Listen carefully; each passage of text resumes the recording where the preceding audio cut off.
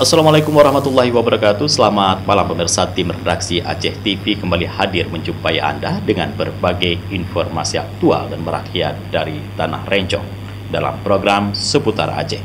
Bersama saya Jufrizal, inilah liputannya untuk Anda.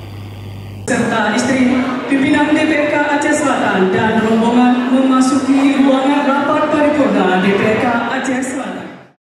Dalam sambutannya, Gubernur menekankan pentingnya kepemimpinan yang adil dan merata demi kesejahteraan seluruh masyarakat. Gubernur juga menyoroti pentingnya sinergi antara eksekutif dan legislatif agar program pembangunan berjalan efektif. Ia mengajak pemerintah daerah menggandeng akademisi dan pengusaha untuk memperkuat pertumbuhan ekonomi terutama di sektor perkebunan, sawit, dan pala. Demi Allah, saya bersumpah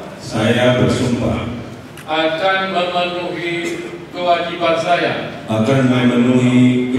saya sebagai Bupati Aceh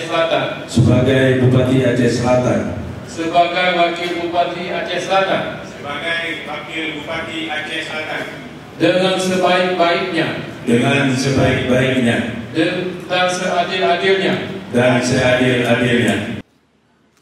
Sementara itu, Bupati Mirwan berkomitmen menjalankan pemerintahan dengan penuh tanggung jawab serta mengajak masyarakat bersatu pasca Pilkada demi Aceh Selatan yang lebih maju.